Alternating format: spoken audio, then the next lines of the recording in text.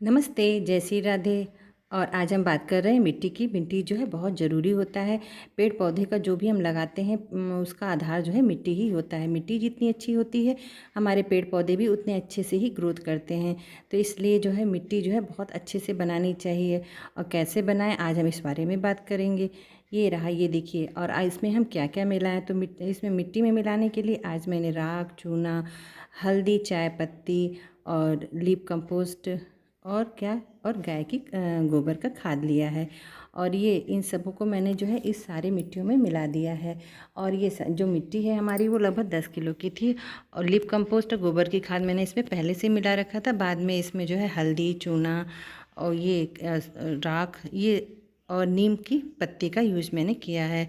और इन सारे आइटम को जो है ये देखिए, ये सारे आइटम हैं और इन सभी को, ये मेरे समझ लीजिए 5 रत्न हैं। 5 अनमोल रत्न का जो है अपना अपना योगदान है, अपना अपना महत्व है। सभी सभी गुणों से एक बढ़कर ये सब गुणी हैं। इसके अंदर एक से एक उपयोगिता है। और सभी लोग जानते हैं कि हल्दी जो है एंटीबायोटिक होता है। नीम की पत्ती जो है इसमें किसी तरीके से जड़ों में फंगस नहीं लगने देती है। राख का भी काम जो है वही है कि किसी तरीके से जो है वो जड़ों में जो है किसी तरह के कीड़े वगैरह का जो दूर कर रखता है। और उसमें पोटेशियम होता है और सारे गुणों से भरपूर होता है। फिर इन्हीं सभी चीज़ों को जो है मिट्टी में अच्छे से मिला देना है। और मिलाने के बाद ये मिट्टी जो है परफेक्ट मिट्टी बन जाती है।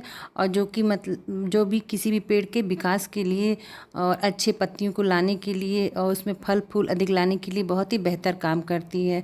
तो इस तरीके से मिट्टी आप भी बना सकती हैं, जो कि बहुत ज़रूरी होता है। हाँ, अलग अलग पेड़ जो होते हैं, जैसे कैक्टस वगैरह का जो पेड़ होता है उसमें हम बालू की मात्रा ज़्यादा कर सकते हैं। क्योंकि बालू डालने से या जो रेत होता है उसको डालने से जो है पानी उसमें रुकेगा नहीं, वेल ड्रेन जो है मिट्टी बनेगी।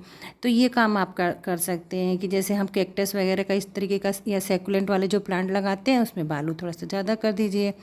और जैसे फल वाले फूल वाले जो पौधे होते हैं और उनके उनके लिए ये मिट्टी परफेक्ट होती है।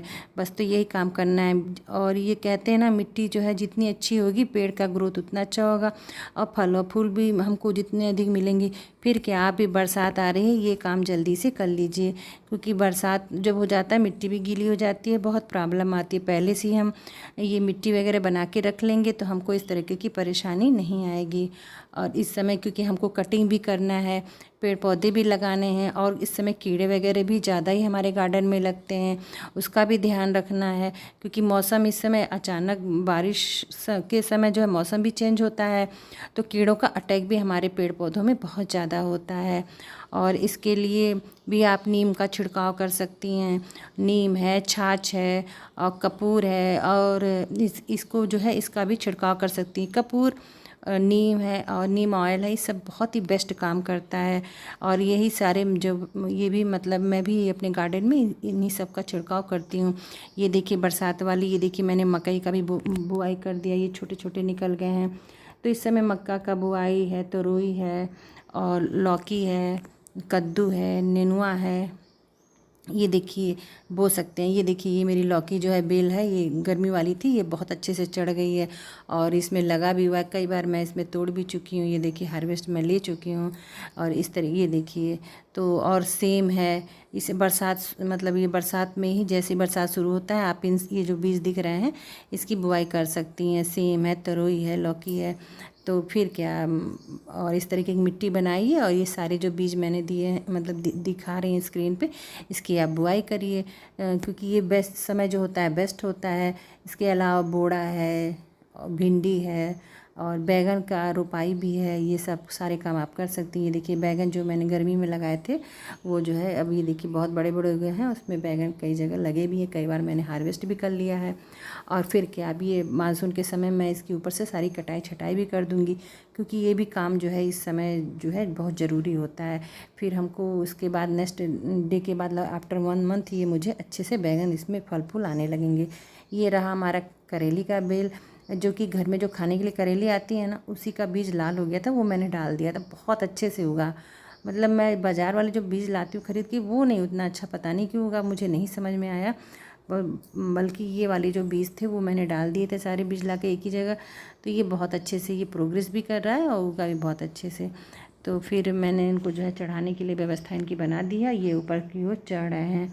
और फिर जो है ये देखिए ये साग है, ये साग ये सुगोना का साग है, हमारे यहाँ इसको बोलते हैं।